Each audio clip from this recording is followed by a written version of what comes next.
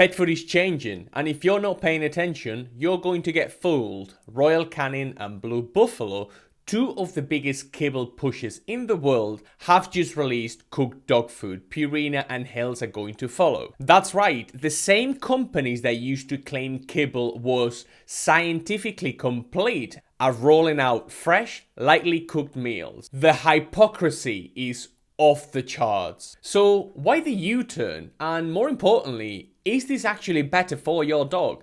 Let me be clear, cooked food can be an upgrade. But these new products, they're not. They're just kibble in a new costume. In this video, I'll show you what's going on and how to avoid being misled by shiny new packaging and clever marketing. But before we start, my name is Sam. I'm a dog and cat nutritionist, and it's important for you to understand that I'm an independent nutritionist and I am not beholden to anyone. Now, what is actually happening? Let's start with what's going on behind the scene. Consumer demand is shifting. You are shifting. More people are turning away from ultra-processed dry kibble. They are learning about raw diets. They are learning about wholesome ingredients. They are questioning what things like meat meal and chicken byproduct really mean.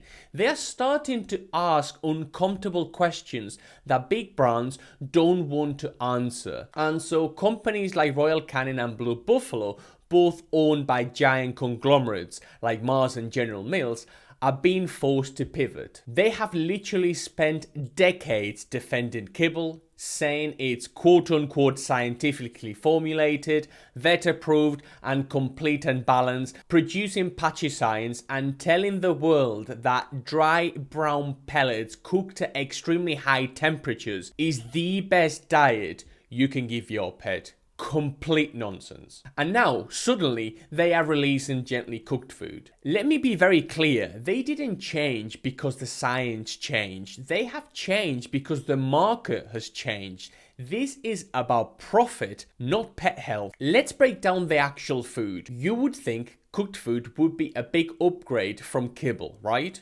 In theory, yes. But when you actually look at the ingredients in these new fresh products, it's a complete different story.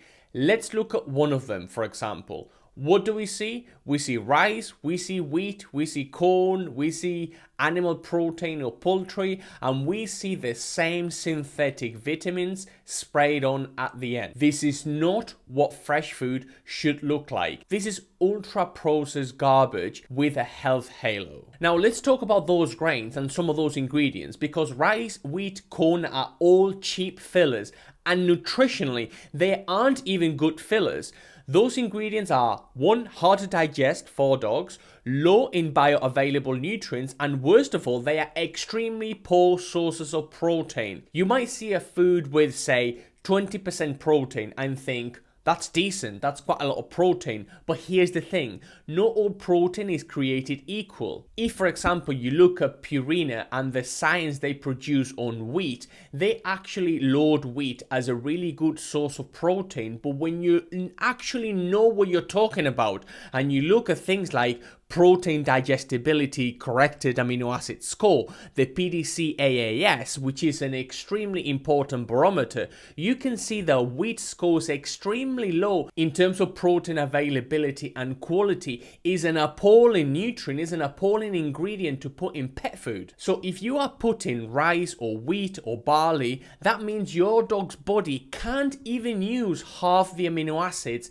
in those grains. So even if the label says 24% protein, how much of that is usable? Not much at all. These cooked foods are still protein deficient, not by volume, but by quality. And that's a huge problem for our dogs. Protein coming from animal sources is always going to be more expensive than rice, wheat, or corn. That's why a kilo of chicken is always going to be commanding a higher price than a kilo of rice. This is about price. This is about profit margins. This is not about pet health. I will bang that drum till the cows come home. But let's go a little bit deeper, because this is how these companies trick you into thinking the food is better than it is.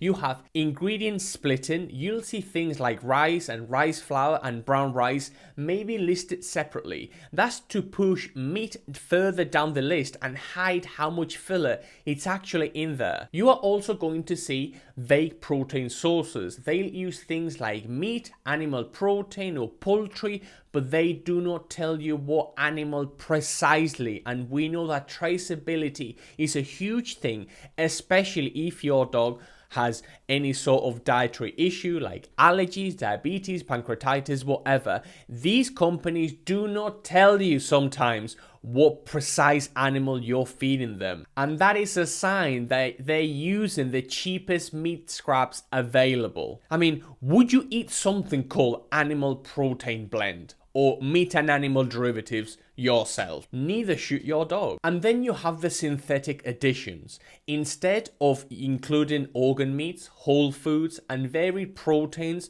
to supply nutrients, they use synthetic vitamin packs at the end to meet legal requirements. That's not real nutrition, that's box ticking. And they are charging you premium prices for this.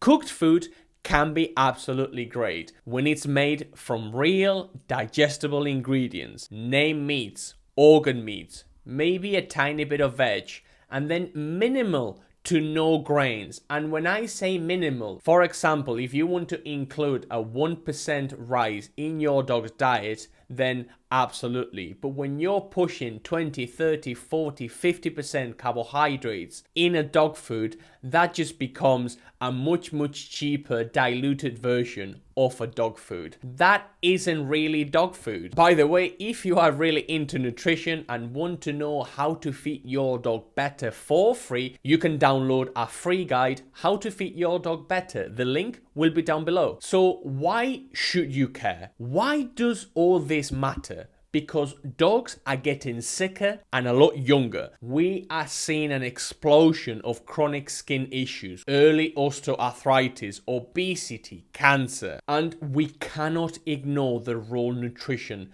plays in that. Feeding your dog properly isn't just avoiding bad foods, it's about optimizing for health.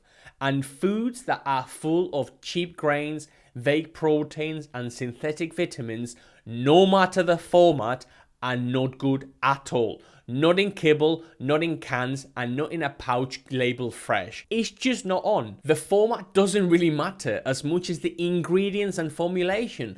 Don't be fooled because it just looks like stew or smells like chicken soup. Ask yourself, where is the protein coming from? And you should always think protein first, which is the most expensive and most important macronutrient of them all. Are there unnecessary carbs?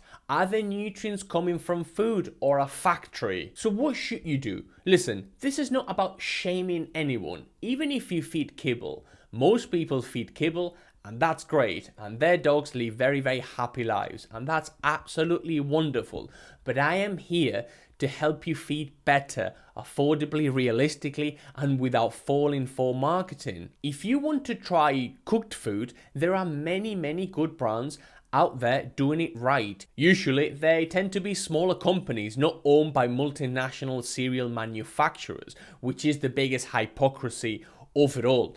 I would prioritize a high meat content. I would aim for 60% meat at a minimum, but if it's 80, that would be even better. You want to be paying for meat in the supermarket, in the restaurant, and in pet food. And if you want to DIY your own food, which is often cheaper and healthier, I've got resources for you. I've got a recipe book with balanced, easy to understand meals designed by me and my team. The link will be down below. Do not think otherwise. These big brands are changing because you're changing, and that is a good thing.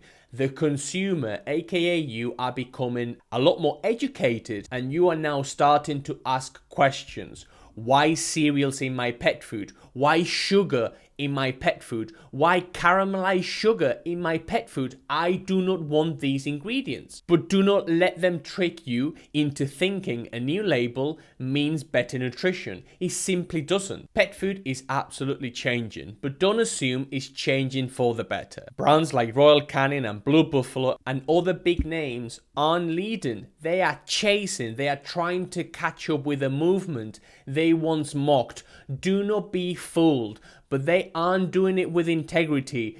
They are doing it with clever branding and the same old cheap ingredients. Stay sharp, stay educated. Don't let the word cooked trick you into comfort. Look at the ingredients, understand what's behind those ingredients, and trust your instinct, not their marketing department. Now, let me know what you think, like, subscribe, and I'll see you in the next one.